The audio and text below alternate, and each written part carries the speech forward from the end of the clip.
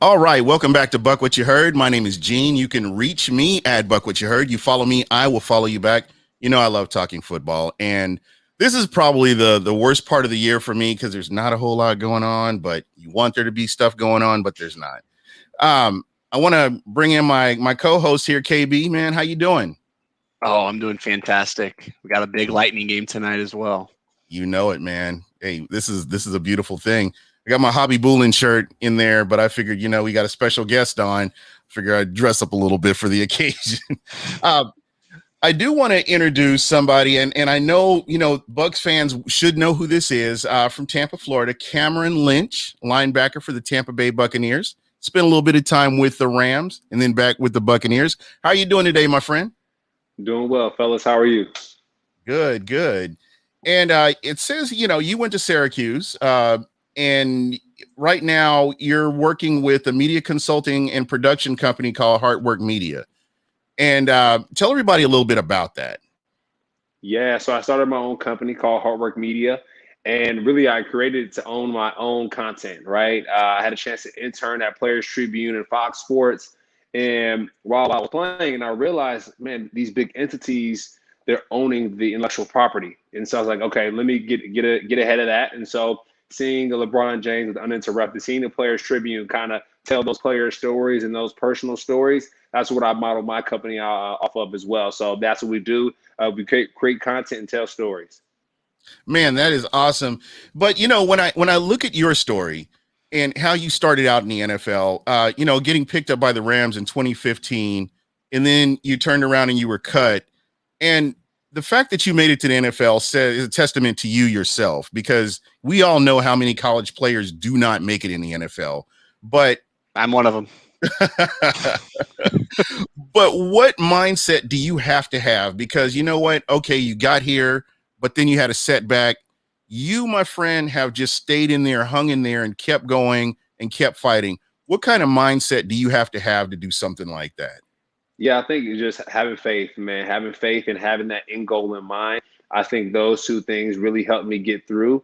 And then also too, just relationships, right? Having people in your corner to advocate for you. I think that's huge, and that's allowed me to stay in these buildings when it comes to the NFL for so long, for 4 years. So, yeah, like I said, really just having those relationships, connecting with people, being a great person, and working hard. That's really what got me through. Yeah. And when I look at this, I mean, you were out, you were cut, and then you worked out and worked and worked and worked. Tampa picked you up. Tampa saw something in you. They brought you in, put you on the practice squad, and then they elevated you from the practice squad. And that right there is a goal within itself, but that can't for you be the end goal. You can't like say, okay, I've made it, so this is it. So in your mind, how do you keep motivated? Yeah, you set benchmarks really, and a lot of times you lean on the people around you, your teammates, because sometimes they might have some great ideas in regards to benchmarks and goals. You like, like I train with this person all the time. Let me go ahead and kind of do something similar, but craft it to my own. So really getting inspiration from different places, and then setting your goals, manifesting them as you go, and it'll turn out just fine. So yeah, just I feel like I did a great job of leaning on my teammates to continue to keep pushing and keep going. So yeah, I really enjoyed the journey and have a story to tell. So I'm excited about everything. Yeah, absolutely. And KB, I'm gonna let you jump in. I'm just excited, but I would really like for young people to see what you've done. You've made the most of your opportunities, and to me, that's the most exciting thing right there. Is that you didn't just get here and say, "Okay, I'm here," but you continue to build and continue to get stronger. You educated yourself. It wasn't like, "Oh, okay, this is the end of it. Yeah, I know I'm going to be in the NFL. I'm an NFL player, and that's it." You relied on a lot of your friends for advice and stuff like that. And those are the type of stories that need to be told so that people realize, I mean, even in everyday life, what you've done is something that people can benefit from knowing. Exactly, man. It's there's success in counsel, right? Whenever you have counsel, great counsel, you will find success. And so, just really listening to the proper information, listening to the proper Mhm. advice is important, right? And taking it and running with it. So and applying it really. So that's what I did in my career. All right. So 2018 was the last time you were with Tampa. Is that I think 2018? I think. Um, Exactly. what do you think about what you've seen here with Tampa and what Tampa has done? I know as a California native, I'm sure that you're more maybe a Rams or a Raiders fan growing up, but being here in Tampa and seeing what's come of this city, whether it's the Lightning, whether it's the Rays, whether it's the Bucks, what are your thoughts on just what you're seeing, the transformation here? Yeah, it's been awesome, right? Like playing for the Buccaneers, it was tough, losing a lot of games in the heat, right? And so now seeing these guys win, it's just awesome. A lot of pride going on, for the former Buccaneers, seeing the ship turn around, right? And I went to Syracuse, so we lost a lot of games there as well. Then going to the Buccaneers, lost a lot of games there, so it's a breath of fresh air, I would say, seeing the Bucks get Tom Brady, of course, and then acquire all these free agents to put together a super team. Yeah, and that's kind of what you see. And KB, you want to jump in here? Yeah, I mean, Cam, as a former athlete myself, what a lot of people don't realize is, all the ups of being a player, but also people don't really talk about what happens once your career's over. So, like for me personally, I taught for a couple of years and I did a whole career change. But looking over your LinkedIn, and if you all have LinkedIn, I recommend you all check out Cam's LinkedIn. You'll see he's been through a lot since he's been a player. So Cam, what led you to the route that you're currently on for your career? What made it seem like your passion for your career Yeah, that you so chose? I always had that the idea of a parallel career path, right? Even in college, I knew I wanted to be an engineer in college, and I wanted to play football. And as I continued down that path, I realized like engineering and football, it's very tough, right? It's hard to be great at both of them. And so I decided to go to economics, go the business route, got my GPA up, and now I'm in master's school because of that transition there, getting my MBA. And so I realized that having that dual career path is important, and that there's more to football than just running down the field, right?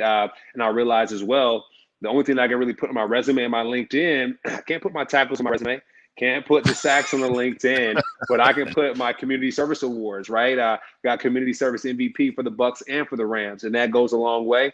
A lot of businesses have a community relations department, so that speaks to that. And so really figuring out how to use my experiences and apply them in the corporate space, and getting this continued education has been awesome. And I'm saying the bag's going to go up, the price is going up, right? When I step into these buildings, I'm going to say, hey, I need another zero added to that because I got the MBA and I took the time to get here. So.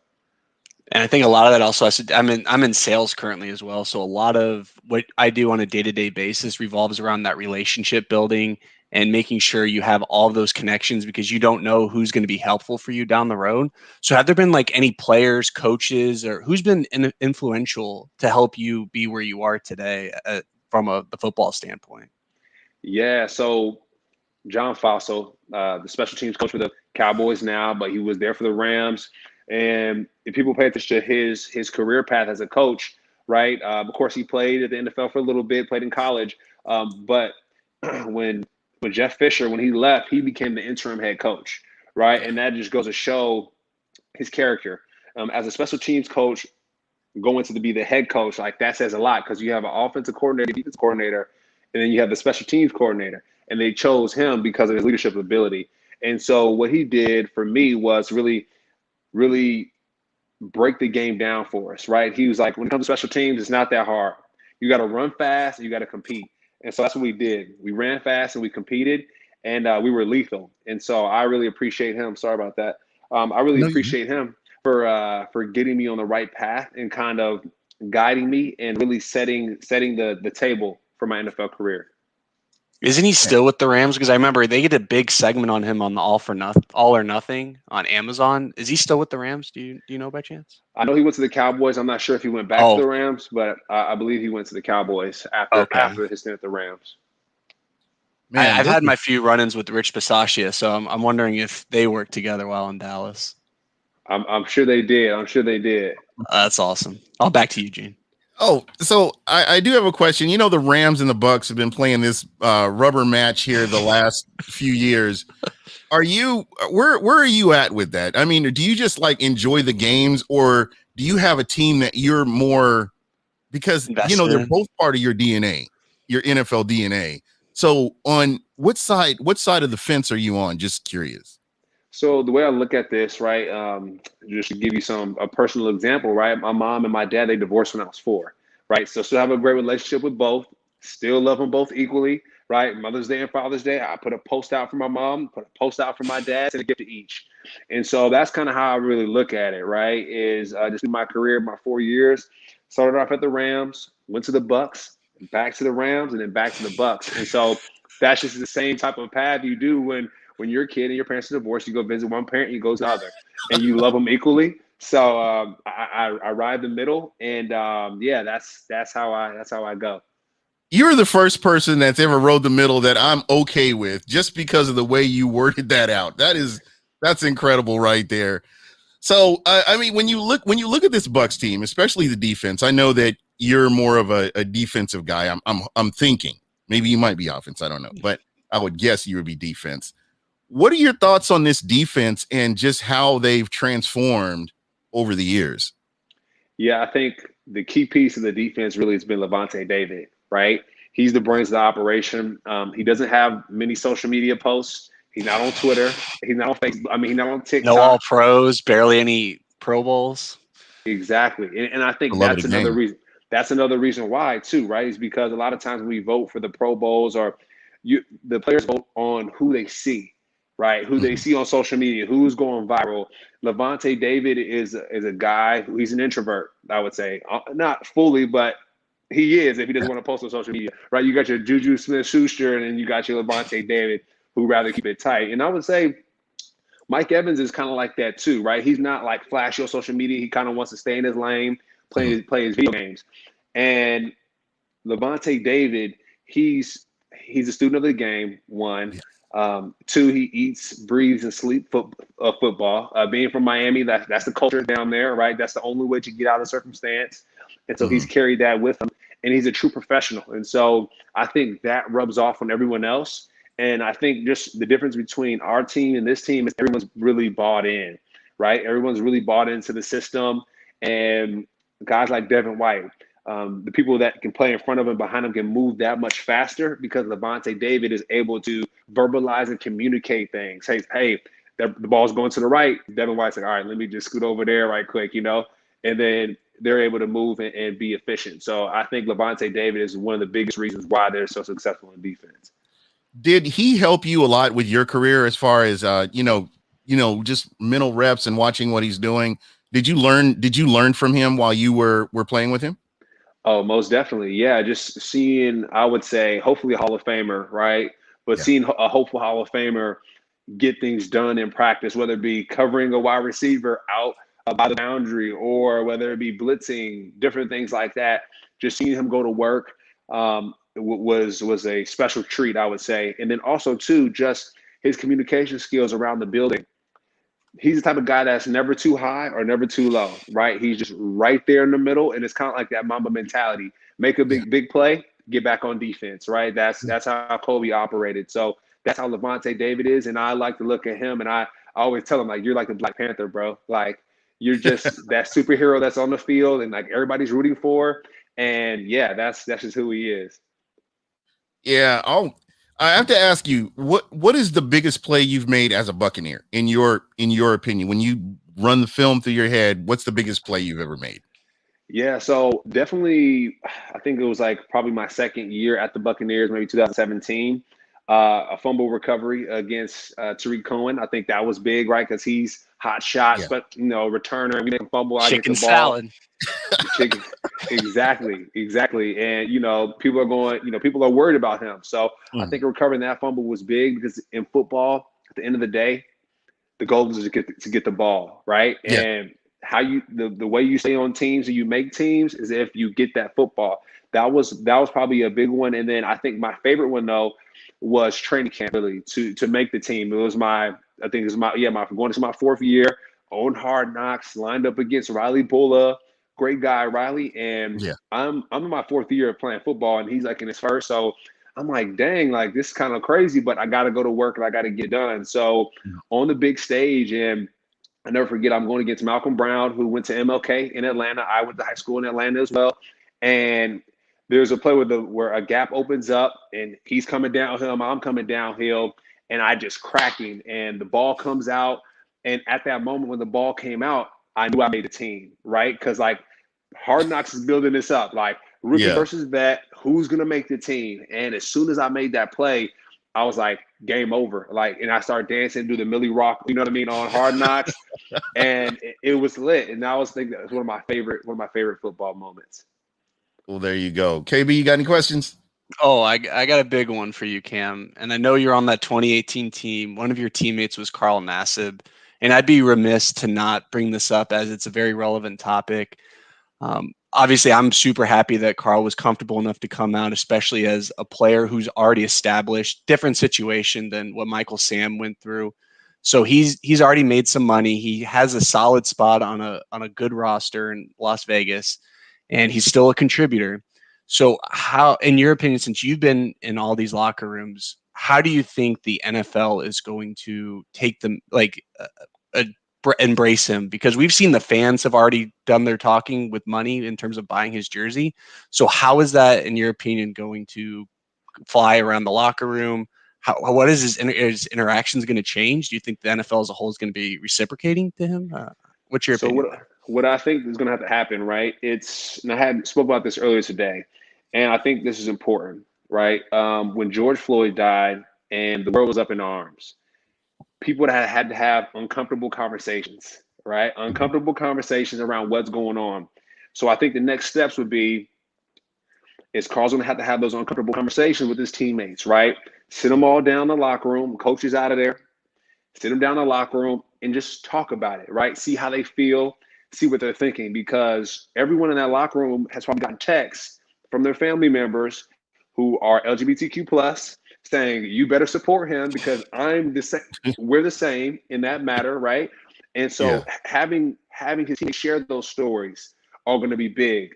And right. And then just how, when George Floyd died, a lot of the black athletes sat the other athletes down and said, hey, like, I'm gonna need your support. And so that's gonna be the same thing that's gonna have to happen, is they're gonna have to get his back, because one thing I know about Carl is he's dependable, he's smart, he's a hard worker, and like he said in his Yeah. video, he's a private guy. Right? He keeps it tight, he keeps it close. Like, even just after practices, after games, guys would mess around. All right, let's go get some food. Carl's like, I'm going back home, I'm locking in. And it showed in his gameplay, extremely focused about what he's doing.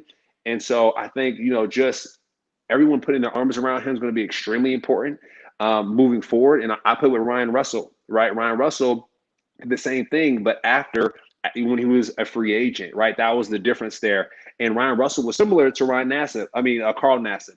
I played with Ryan Nassib at Syracuse, his brother. But there's a lot of connections here. Oh, But yeah. yeah, but Ryan Russell was, like I said, a smart guy to himself and about his business, and we relied on him. There would be games where it's 100 degrees outside. The DNs are like, all the DNs are hurt. Ryan Russell's the only one out there, right? Carl Nassib is the only one out there battling with JPP. So hats off to both of those guys. Major respect.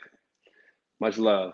Yeah. I hope that it eventually gets normalized. I hope we're not talking about this. It's just like, what are you eating for breakfast? It needs to get to that point. Because I've always believed this, and maybe I'm wrong. I may take some heat for saying this, but if you take away sexual orientation and replace it with race and say something negative, what does that look like? To me, it's wrong. I mean, however people are is who they are, and you have to respect what they, him coming out, utmost respect for him. And I mean that sincerely. I just think that we need to get to it, just like women in sports. I think we need to get to a place where these types of things are normalized, because their voices are equally as important in talking about sports, or how they feel about it. And to me, I think that we've come a long way, but we still have a long way to go. Yeah, So and yeah, at the end of the day, Carl, and real quick, Carl, he's authentic to his brand. Like, think about how much money he made the NFL. He made the Raiders, right? His jersey's number one after 3 days, right? Imagine how much money he's made these teams because he's authentic to himself, right? And that's when it comes to building a brand, that's important. So now Carl is going to go down in history when he's 30 years from now. he's going to be writing a book or speaking to people. And I'm sure his biggest achievement was that he came out publicly while playing something that nobody would do, right? So he's already broken barriers. He's going to live forever as a legend. And like I said, man, hats off to Carl. All right. So I don't know how much more time you have left. We have a couple more questions for you. What we do, and I know I talked about this a little bit earlier. We do this thing where we call it the 60-second Smackdown. Smack Apparel was gracious enough to hook us up with some t-shirts, and we have some questions, and you answer the questions in less than a minute, and we hook you up with a shirt.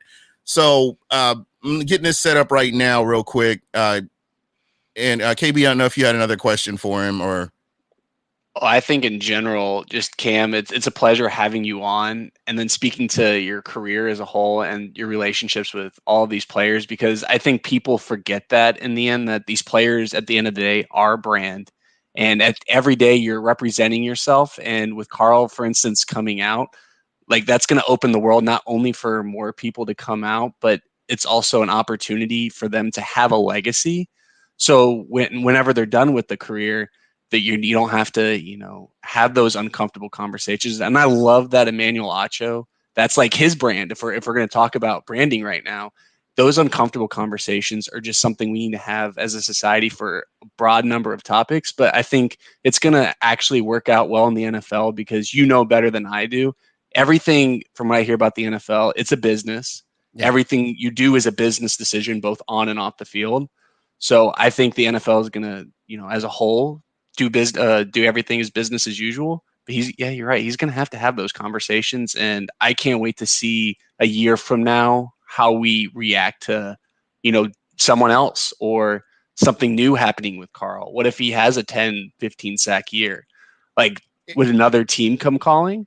Like, this opens up so many doors to possibilities, and I just can't wait. Yeah, it has to come to a point where it's not newsworthy. If somebody comes out, it's not newsworthy. It's they're living their life. That's eventually where we want to get to. So, exactly. I'm ready to start this here. And how this works is I've got 10 questions. You got 60 seconds to answer it. And there's no wrong answer. It's just how you feel. So I'm going to ask the first question. I'll start the clock. And let me know when you're ready. Got my I don't want to say you're ready. I'm just repeating. Okay. All right. So Levante David or Mike Evans, who gets into the Ring of Honor first? Mike Evans. Levante David or Chris Godwin, who is the most important free agent move this year? You said Mike Evans or who? Levante David. I'm sorry, not Chris Levante. Godwin or Levante. Levante David, sorry. Okay.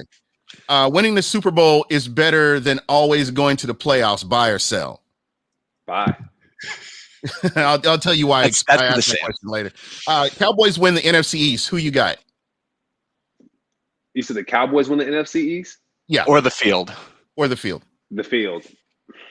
Byron Leftwich is a head coach before Todd Bowles. Buy or sell? Sell. The Buccaneers defense will be number 1 overall in the league in 2021. Buy or sell? Sell. Buccaneers versus Rams. Who you got? I'm going to go Bucks.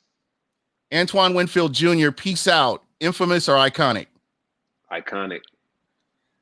The Bucks will have a running back go over 1,000 yards rushing this year. Buy or sell? I'm going to buy it. Jason Light or Rich McKay? Who you got? Jason Light. All right. I'm going to go ahead and give it to you because I stuttered on the question. So I'm going to get your contact information. I'll get you a shirt sent out, man. One of the Beat Down in the Bay shirts. I don't know if you've seen that by Smack Apparel. Really cool shirt, man. And I just showing our appreciation for you coming on. Once you've been on, man, you're a friend of the show. You're always welcome on. And one last question I do have for you. What charities are you working with right now? So no specific charity at the moment. But Feeding Tampa Bay, that's always a big one that I would think to go to. So Feeding Tampa Bay, that would be my answer. Okay, perfect. That's what I need. Well, my friend, thank you so much, man. I mean, this was a lot of fun. I don't mean to sound like a fan here, but I appreciated your answers, and I loved your insight. When you play with someone on Madden, you're forever grateful of their presence. Because you were always fast in Madden, so Yeah, he speed was kills. too. Appreciate that. Shout out to the EA guys for that. Speeding Tell them to me fix up. the game. Yep, there we go, man. All right, my friend. Well, thank you so much for coming on. And again, you're always welcome to come on at any time. And I follow you on Twitter, so hopefully I'll get to talk with you, as the season comes on.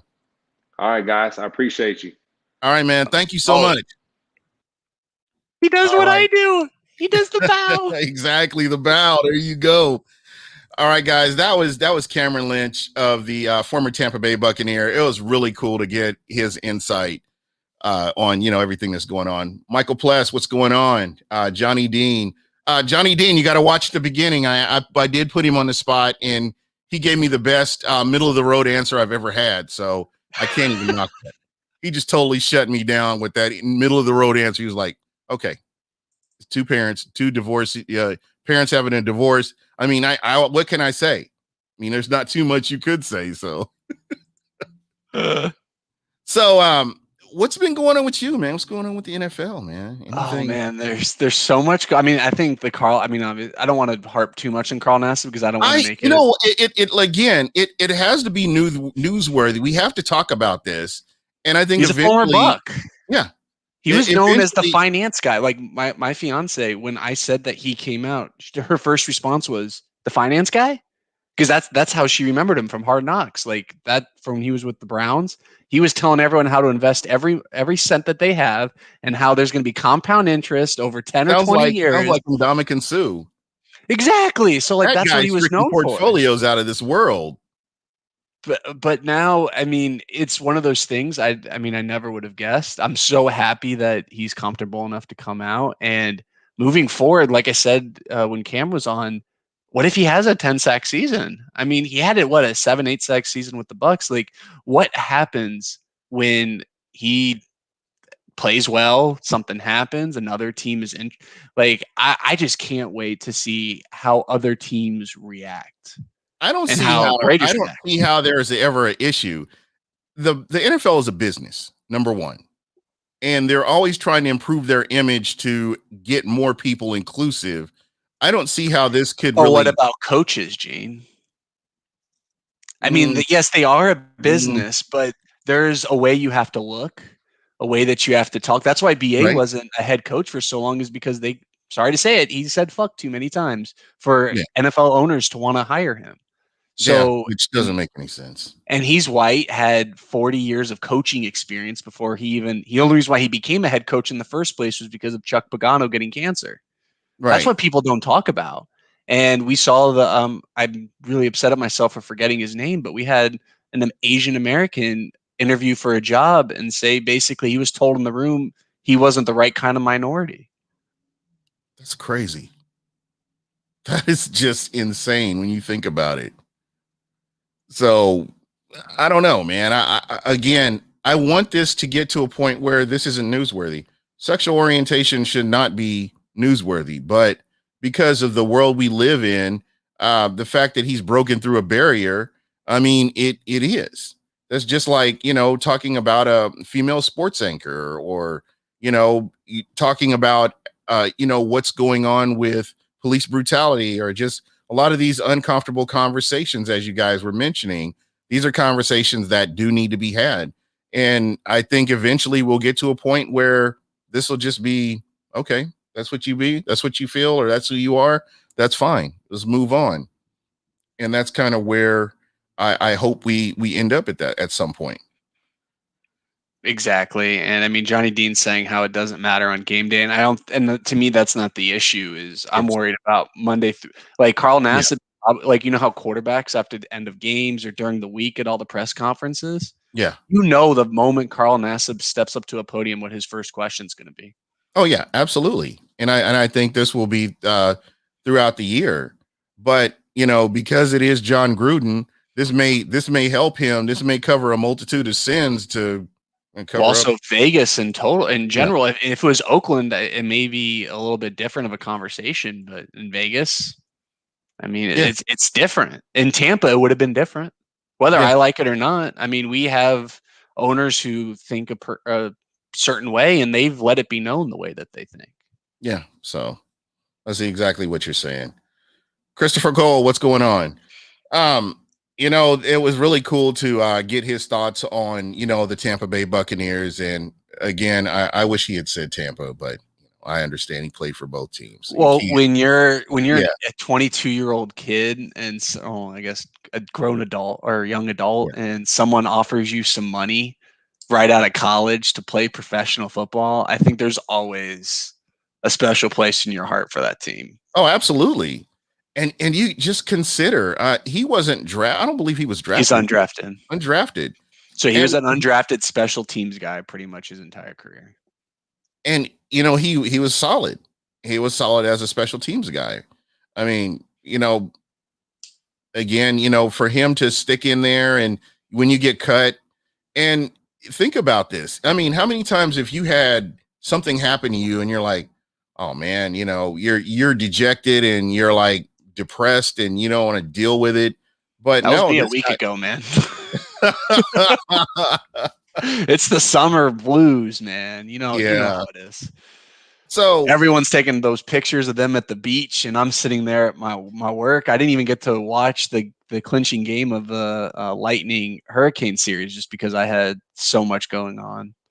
Yeah, well, that was you were better off not watching it. You're no, they clinched it. I mean, it was at the home ice here. I could have driven 15 minutes to the game. I was literally had my phone up 6 hours before, about to buy a ticket after I watched the previous two games. I have to ask you. I mean, where do you draw the line? I mean, as far as your job goes, I mean, I'm sure you have like PTO stacked up like to the roof.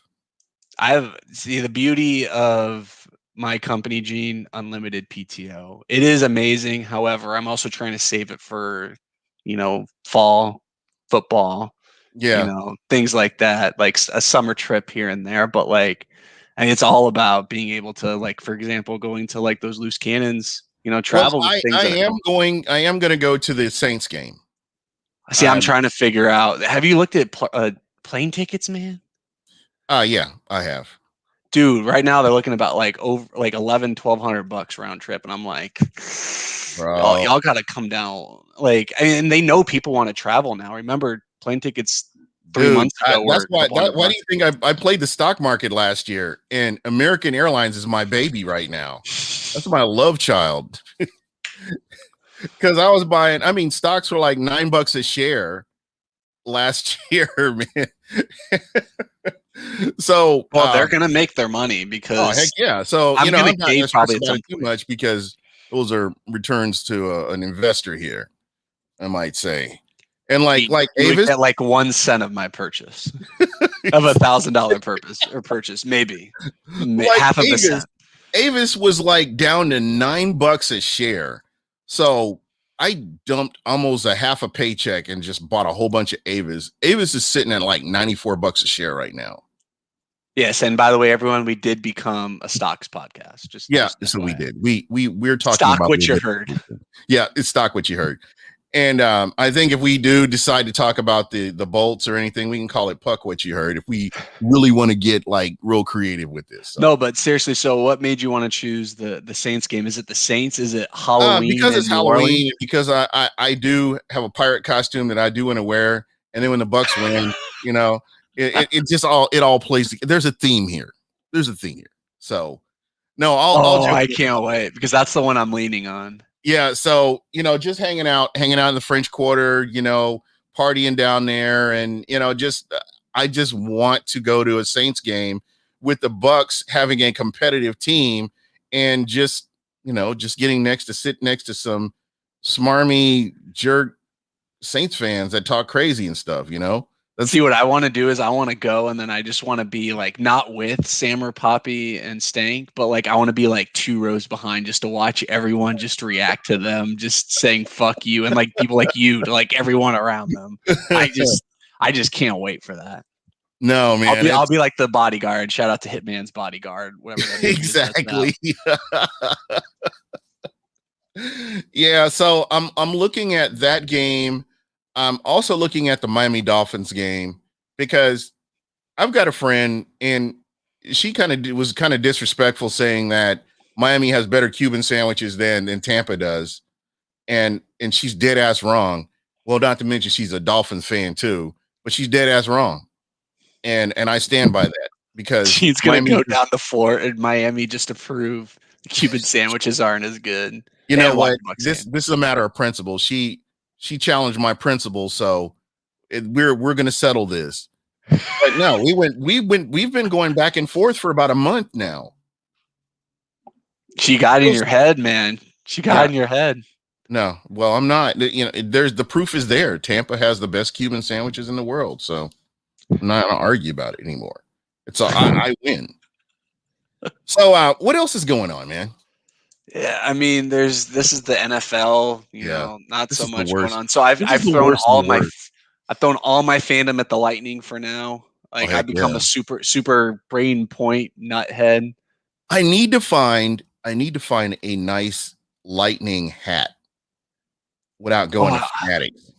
I was so mad that like I was gonna try. I remember when I went to that Toronto Raptors or Tampa Raptors game Yep. in like December, and I was gonna get you some gear.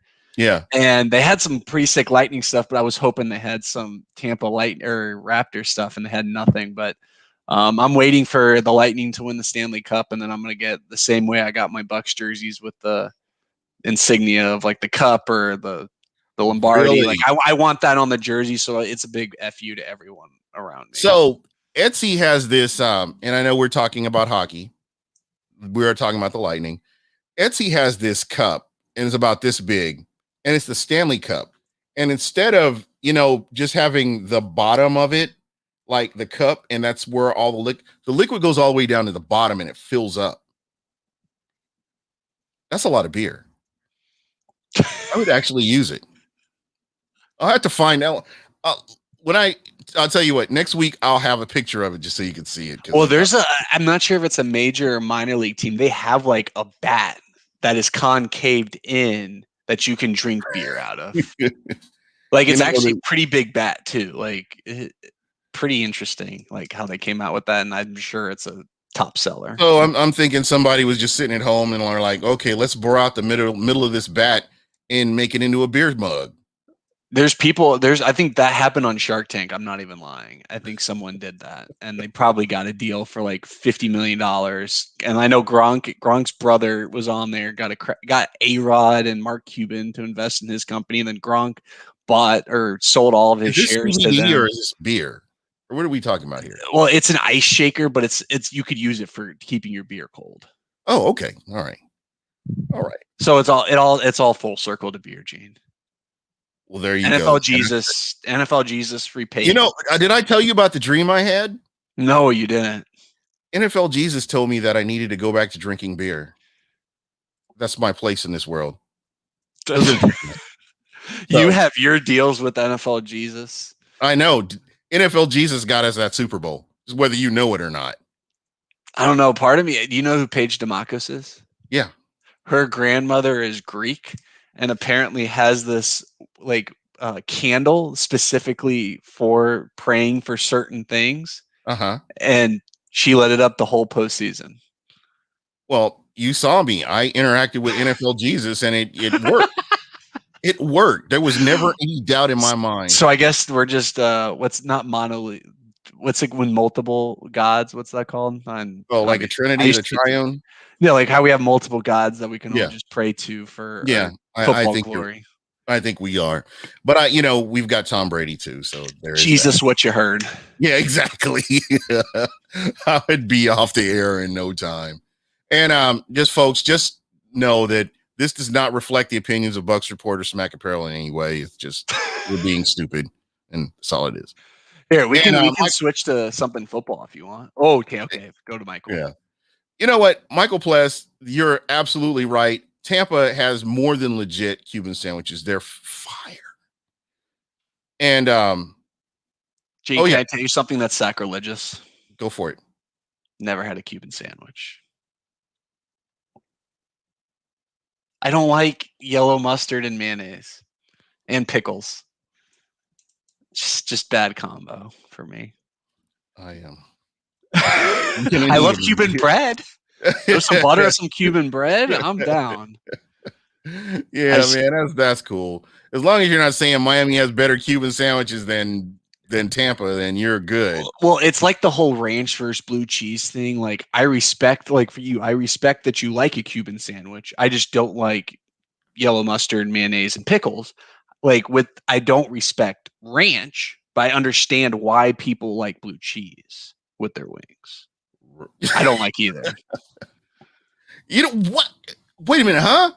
I respect blue cheese. Okay. I like blue cheese, like drizzle. Like, have you ever been? I'm not going to be a hypocrite. I'm not going to be a hypocrite and criticize you and what you think in any way on air. But you are. On air, I'm not going to do it. But like, have you ever been to Dats in Tampa? I have not. Oh my God. Okay. Next time you go to Tampa, go. It's this like really cool place. They use like newspapers for their menus. Oh, really? And they have these ridiculous, like really everything there's good. It's right next to a place called Dough where you can get like the best desserts ever. Mm-hmm. But Dats themselves, they have this thing called Dachos where they have a blue cheese drizzle on homemade chips. Oh my God. And that's the only blue cheese I've ever liked in my life. But Really? it was so good. So where do your tastes go then? I know we've totally flown off of more like cooking in the South with Rick Hughes. This is more, but let's go with this. So when what makes you happy? I mean, a big steak or where are you at here? I'm trying to. Oh, yeah, steak. I cook steak 3-4 times a week in this household, and it's just, and I found my way of doing it that's just perfect. And like I can go to Burns or a really nice steakhouse, and Charlie's. those are all good, but it's just not the same. I think I've mastered the steak gene. Really? Grilled? Yeah. No. Hell no. Dude, grilled. Bake it slow and low, then hit it with the hot cast iron. Oh, reverse sear. Reverse searing, but like I'm literally saying putting it in the oven at like 250 degrees for like an hour. Like just slow and low. Get that puppy just, oozing with the juices. Pop it into that pan, that cast iron, and it is, I don't know why. Like I've thrown it in the oven for 400 degrees for. So are you different? So I'm gonna guess. I'm gonna go out on a limb here and say that you like your steak well done. Hell no, medium rare or bust. Okay, I was just. I'm not sorry. A bloodier is I'm medium rare. You were going with your answers. I was just like, okay, he's gonna like his steak well done. That's what I'm telling you. If you go slow and low, it's like that brisket. You can just pull it apart. It like a New York strip becomes literally a Wagyu steak. But I think the cut of meat plays a huge part in it too. Well, yeah, no, you have to go New York strip or ribeye. If you do anything less than, because like for me, I mean, I love a Wagyu steak. If I can get a Wagyu steak, man, that's the way to go. And I'll throw that bad boy on the grill. It's the only reason why I don't have a Costco membership. The first thing I'd buy is those A5 Wagyu steaks. The Japanese A5 Wagyu. That's the legit A5 Wagyu. So yeah, man. I mean, that's how I roll. Because the smoker or the grill I have, the green egg, it'll get up to 700. It'll get over 700. Oh, that green egg's amazing. Yeah, I love that. So man, I'll just throw it on there a couple of minutes, maybe 5-6 minutes, and it's ready to go, man. It's juicy and it's just. But are you a bloody, like, for example, if you got a prime rib, like, are you bloodier is better? No. Like if you, okay. So there is a point where it's too rare for you. Yeah, there's a point where it's too rare. Yeah, so. Okay. See, family members and other people around me, I feel like I'm the only person. Like I want it medium rare. I don't want it less. I don't want it more. I want medium rare. And some people are just like, give me the blood, man. I'm like, yeah. So, but I just love that juicy steak. I mean, there's nothing like it. Oh, Johnny Dean, this is the best comment of the week right here. Did you see that training video that just got released? Bro, Pat McAfee was talking about how amazing Jameis is and how great that clip is. And I'm like, I have seen high school quarterbacks be put through that drill in a more efficient and sensical way. I almost said nonsensical, but this is what they were doing was unsensical. Why is someone counting down from 10 from the opposite direction and Jameis counting out numbers It's not like they're doing some like play for him reading down the field, and he's also bringing the ball down like way here. His Right. trainer Otis, whatever the hell his name is slapping the ball. He loses one of his mitts during it, and then Jameis changes his footwork to a nonsensical pattern halfway Yeah. through. Because that's not what he's going to look like under center. Well, he's also holding the ball for Yeah. 15, 20 seconds, But Gene. What do you think his problem was in Tampa? Isn't that what normally happens though? Yeah, but shouldn't he be training to get rid of the? Yes, you can work on your footwork, but you Right. shouldn't be holding the ball ever if you're Jameis Winston for more than 10 seconds. Yeah. And we can compare that with what we're talking about to what we saw last year from Tom Brady and just how fast he was getting the ball out. And when you go back and look at it, I think that he was really doing the offensive line a favor getting the ball out as quickly as he was. Turned Donovan Smith from get him the flying fuck out of Tampa. Yeah. I'm gonna launch his ass into the sun too. What did Pless say? Pless had him as his number 2 most important Bucs player. Yeah. Because he's the left tackle, and right. Brady gets the ball out so quick, he played well enough to where you don't want to replace him. Yeah, and the way his run blocking is, I have to admit, I'll give the devil his due. His run blocking is good. Yeah, that was never the issue. His issue was when Jameis would, rightfully so or non-rightfully so, I'm gonna give him the benefit of the doubt here, hold on to the ball for longer than 5 seconds. Donovan Smith, whatever his issue was, his clock would just turn off at 5 seconds and be like, okay, I'm done. Mm-hmm. And he doesn't have to hold on to for 5 seconds anymore. And you as a former offensive lineman, do you look at certain offensive linemen and just study what they do, or just like, or is it something that comes natural to you when you look at a play? You're like, okay, he should have done this, or his footwork was off, or this guy just straight up beat him. When you're looking at a game, do you look for stuff like that, or do you just automatically pick up on that? Yeah, so I mean, I typically look for technique, like first, and then second is physicality. I try to not judge anyone unless I know it's a power or zone scheme. Like I want to like at least have context behind what's going on for, let's say, a running block or even a man versus zone and a pass block. But I kind of want just that context. I don't want to be like, oh, should the center have done this on this? Was it a full slot? Like you have to look at the whole play to get a full picture, right? Yeah, I want to see for what I can interpret this person is doing. Are they doing the right footwork? Are they punching at the right time? Are their hands in a solid, stable place for them to get a hold of a defensive player? And then can they have the physicality to not get beat? Like for instance, like Earl Watford, like is a fine offensive lineman, but he's not physical enough against inside at the center guard position against those 340 pounders. Like so you have to play devil's advocate on what the context is. So for you, who has the best offensive line in the NFL at the end of last year? Oh, okay. Right now, no, just at the end of last year. If fully healthy, can you argue that the Colts do? Maybe if they're like 100%. If you put Eric Fisher in right now, didn't tear his Achilles, and they kept their line, yes. But at the end of last season, Eric Fisher wasn't. Right. I mean, the Cowboys were all kinds of not healthy last year. Right. And as much as I hate the Cowboys, for whatever reason, they've just been amazing at bringing in offensive linemen. Wait, what's his face didn't retire for the Colts? So yeah, I'd say the Colts. For Anthony Costanzo played last year and retired this offseason. So I'll give the Colts. I think the Bucs honestly were, when you have 3 players that I think that should have been all pros, and whoever recycled the right guard after Kappa went down, I mean, just from going from Jameis to Tom, put them from probably top 15 to probably top 4, I'd probably say. I think Green Bay, if healthy, with Corey Lindsey still at center, he went to LA Chargers this past offseason. But him and Bakhtiari, like those are 2 elite talents as well. And I thought Green Bay with they have a Tom Brady and Aaron Rodgers who can get the ball away quick, but he can also hold on to and do a lot of shit. So I think that gives them the leg over the Bucs. Okay. So I would say the Bucs are like a top 3 or 4 offensive line. I think You But really, Yeah. Plus is right. As much as I hate the Saints, I'm going to be objective about this.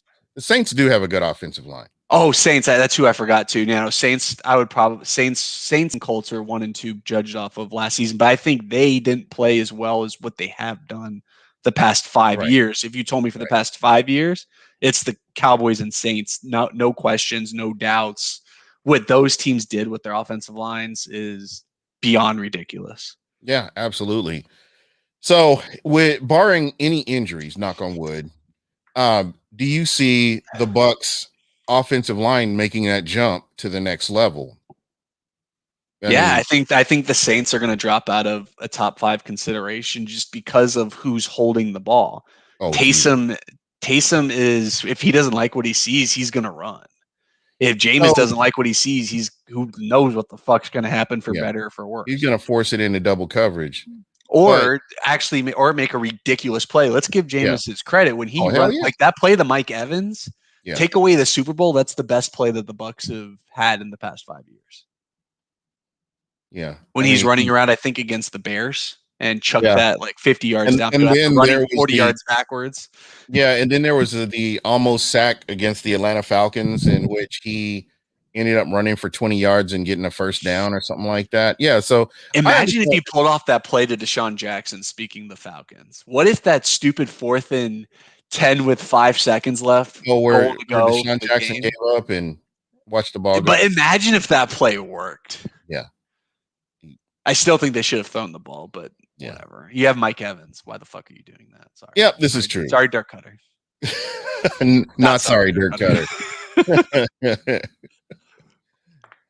No, but that was really cool to have him on. Man, I hate this time of the year, man. I'm not even lying. I mean, there is just nothing to talk about. Oh, but there is something to talk about. We'll talk about Smack Apparel and check out go out, make sure you get out to smackapparel.com. Check out the Tampa Bay Lightning shirts that they have. They have some pretty cool Lightning t-shirts. And please check them out. Yeah, I think something we can do next week, Gene, is to go over the different divisions, talk about what's going on there, and maybe see what kind of the seeding would look like. Exactly. There's another show that's on Bucks Report on Bucks, what I think is Bucks Banter on Mondays. Okay. And that's kind of what they're doing. They're kind of going around the NFL and breaking down the different divisions. But yeah, that would be a lot of fun. What division what division do we want to start with? We'll do NFC South. I was saying let's do all of them. Let's just literally, hey, who do you think is going to win the West? What do you think the seeding is going to look like? Oh, like the NFC West. But I'm saying we look at the NFC as a whole, maybe just create like a bracket, like who's going to be the 1 through 7 seeds, and then maybe do a mini playoff run, see what it looks like, maybe see what's up. We could do that. It would be fun. Oh, there we go. This is an even better idea right here. You can watch real Bucks talk till training camp. Dang, we should have Plus on too. But he's always busy, He's a big timer, man. We could have had Plus on here. That would have been entertaining. You know the saying, brother from another mother? Yeah. Plus is your co-host from another co-host. Oh, Plus is the guy though, man. But they're killing it over there. I think he's got they've got 3,000 followers or something like that. They're just really blowing up over there. Well, speaking of Plus, so he's got the Bucks as the 1 seed. Do you think Aaron Rodgers is going to stay in Green Bay before I even preface my next question? I feel like he might. Before, if you would have said this to me 2 weeks ago, I'd be like, no, there's no chance in hell he's staying. There's no way. This makes the match thing with Tom Brady very fucking interesting because Brady is talking some shit and Aaron Rodgers is kind of taking it and just trying to laugh it off. I don't know what's going to happen there, but I'm assuming Packers are probably going to be your answer then, but who do you think can really challenge the Bucks for that 1 seed? Who can challenge the Bucks for the 1 seed? You'll have to stay tuned until next week, and I'll tell you. Damn, mic drop. Yeah, we'll talk about that next week. We'll get Plus on here, and He's going to make it happen. Johnny Dean says Aaron Rodgers is gone. Hey, I mean, okay, how about this? Let's say he is gone. What do you think the compensation is for that trade? Jeez. No. Are we saying 3 or 4 first rounders? Are we saying it's only 2 because we've seen Julio Jones go for a second round pick? Like, what do you think that compensation looks like? I don't know. Because what you have to consider too is next year is the salary cap is on a whole different level next year. Ding, ding, ding. So there's a lot of chess going on, right? This isn't a checkers match right here. But the Packers are saying he's not leaving. Yeah, of course. Would you? They don't want. Why would you? This is how petty Aaron Rodgers is. If you gave me 4 first round picks, I'd let Rodgers go just because Green Bay doesn't have enough, in my opinion, to actually win it all.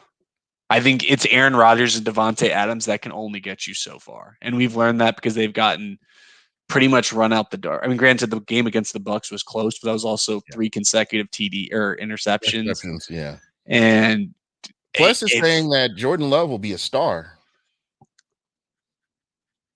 Oof.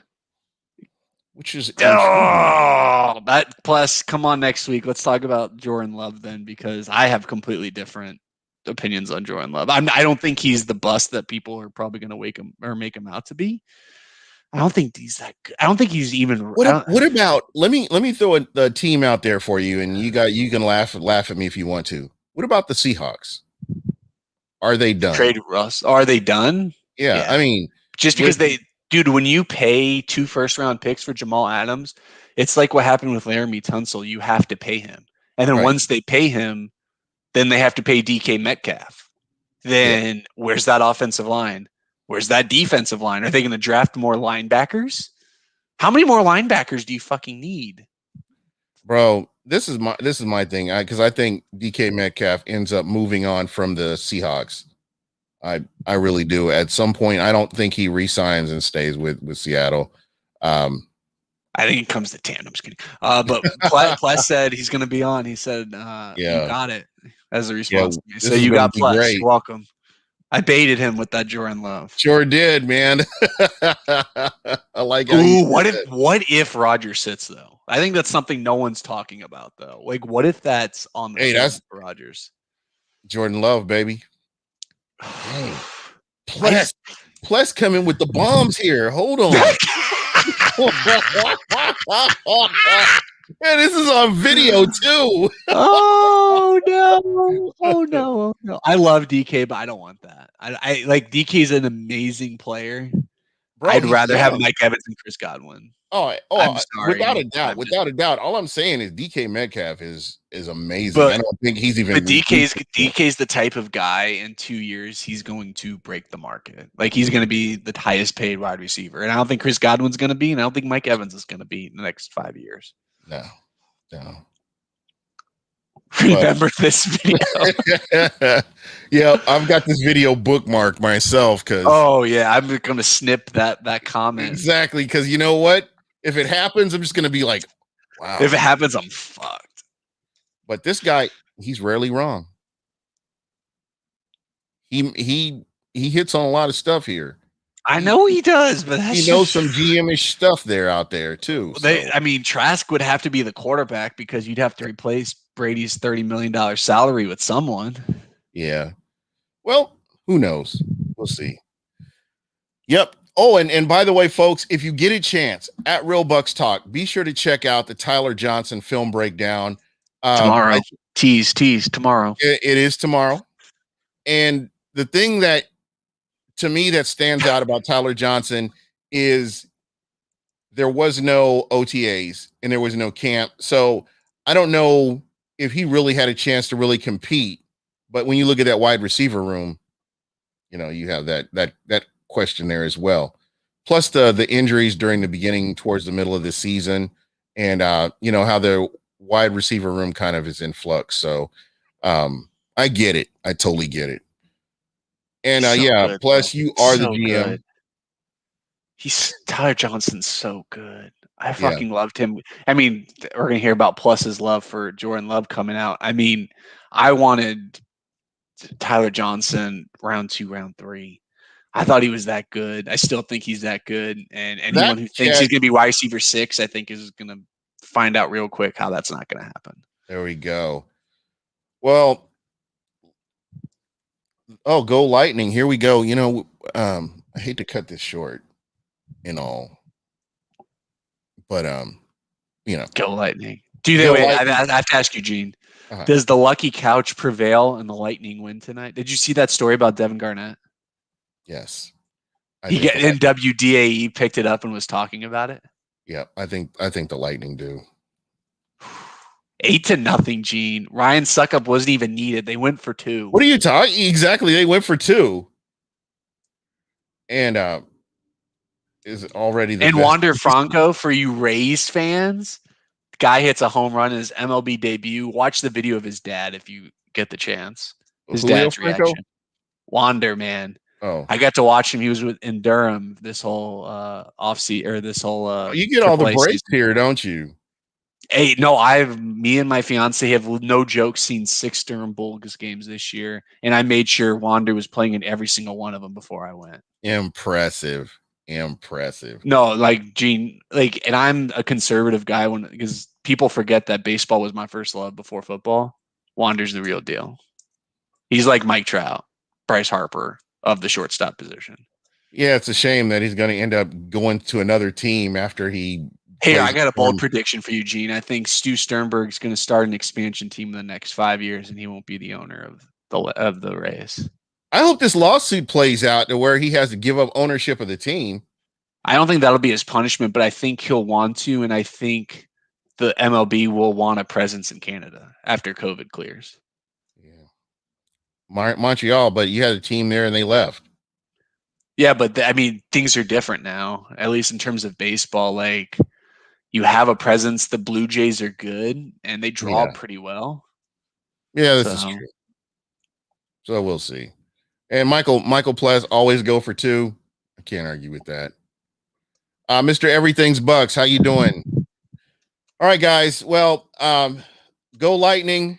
And again, I hope and pray you're right, KB. I hope that Stu goes far, far away. I want one of those Stu clown shirts because those shirts are so good. Those are so good. Who created that? Was that like a Loose Cannons thing? I think it was Loose Cannon. Yeah, I think so. I'm not. I believe so. So okay, that's really good, and I love that is classic too. Green or red, whatever it is. It's like a Christmas tree. I love it. Yep, you can't go wrong with it. All right, guys. Look for us next week. We will be talking about going around the NFL. Special guest Michael Pless will be joining us. And the GM, he knows his stuff and he's gonna bring it.